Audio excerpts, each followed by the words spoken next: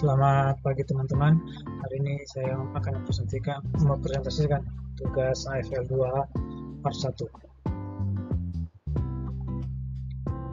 Narasi profil investor, identitas investor. Saat ini saya sebagai mahasiswa dan juga bekerja di atas kapal.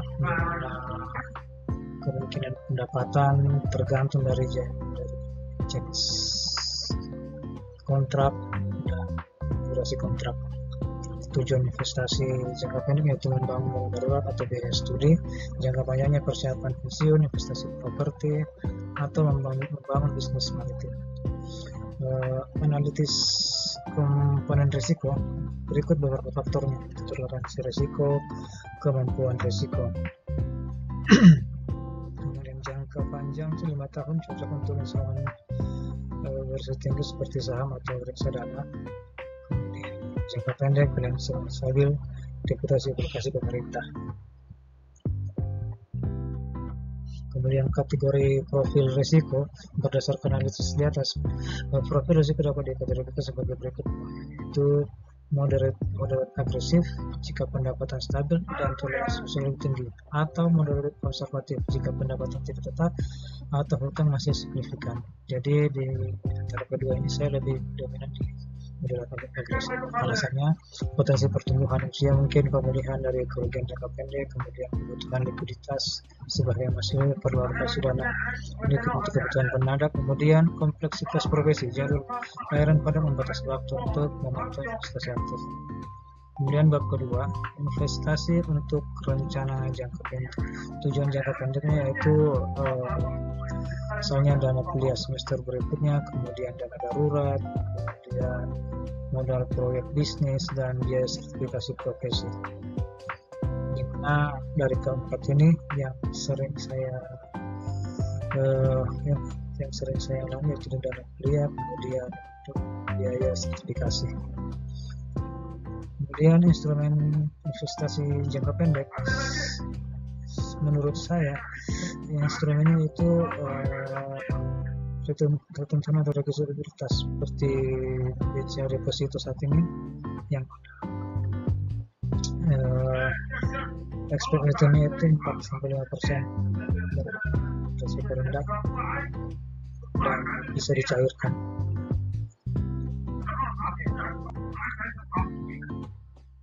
Kemudian strategi investasi ketiga yaitu auto debit rutin, mensumbangsikan 20-30% dari pendapatan bulanan saya, kemudian menghindari instrumen volatile atau saham kripto yang tidak direkomendasikan jangka pendek, kemudian diversifikasi gabungan instrumen tetap deposito dan semi cair emas dan antisipasi kebutuhan modal.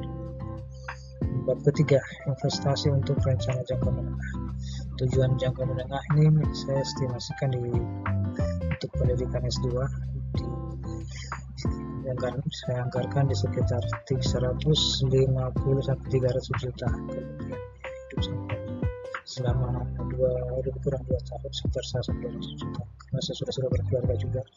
Kemudian rencana perjalanan wisata termasuk dari perjalanan wisata ke Eropa. Pengembangan bisnis sampingan, modalnya perluasan usaha logistik maritim atau alat-alat navigasi sekitar 150 juta di awal.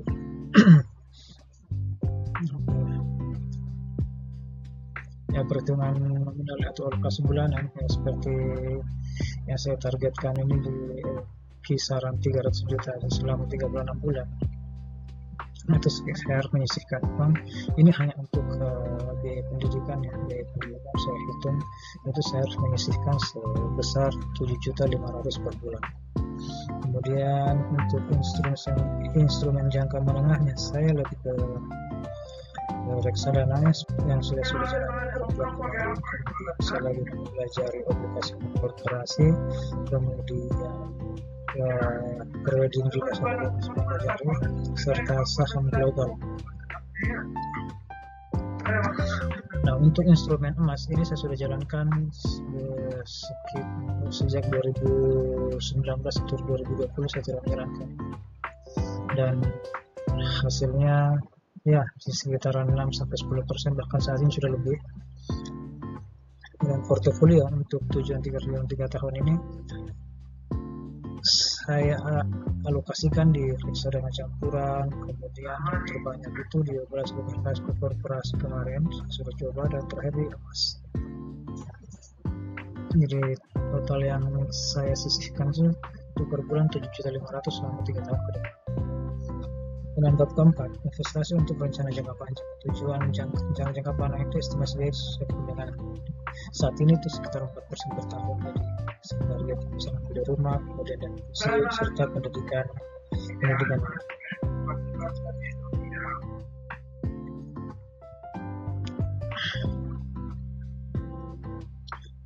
Kemudian rekomendasi instrumen untuk jangka panjang itu ya sama seperti yang di awal, reksadana, obligasi korporasi, properti, serta logam emas.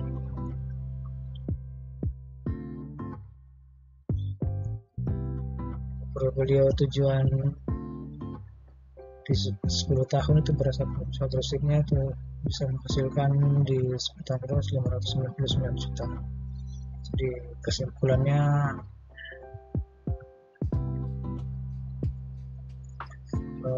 investasi berdasarkan produk tujuan finansial itu regulasi produk itu moderat agresif jika pendapatan toleransi tinggi dan konservatif jika pendapatan fluktuatif.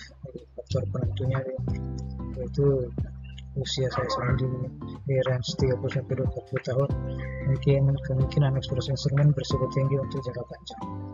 Kemudian profesi saya sebagai kapten di kapal dengan pendapatan potensial tinggi tapi waktu terbatas untuk pasar, kebutuhan likuiditas untuk biaya studi dan dana darurat.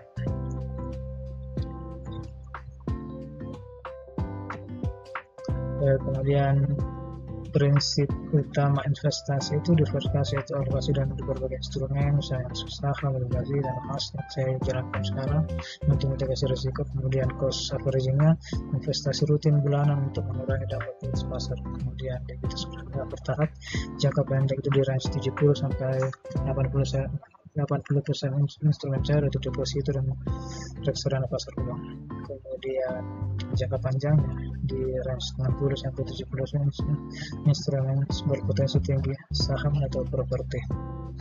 Sebagai penutup dan kesimpulan, sebagai kapten di atas kapal dan saat ini saya juga sebagai mahasiswa, saya yakin memiliki potensi untuk mencapai tujuan finansial jangka pendek dan panjang dengan kombinasi disiplin, diversifikasi dan adaptasi, mulai dengan instrumen sederhana, reksadana pasar, serta blue chip, lalu tindakan eksposioner